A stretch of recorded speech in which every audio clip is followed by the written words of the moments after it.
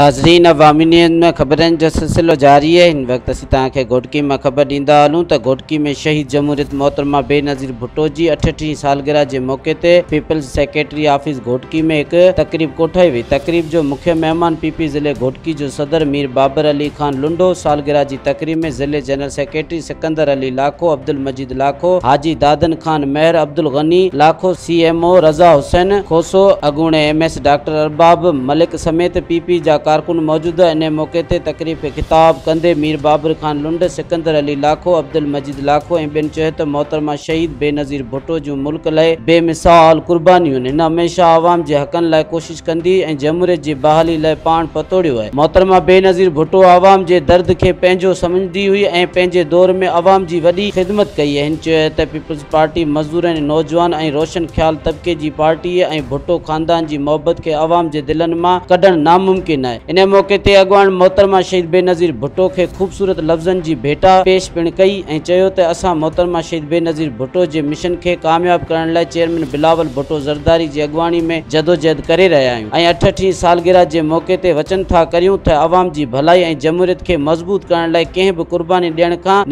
कीबाईंदासीं। इन मौके ते सालगिरह जो केक पिण काटियो वियो। मज़ीद खबरों और तफसीलात के लिए विजिट करें हमारी वेबसाइट www.awamiNewsHD.com।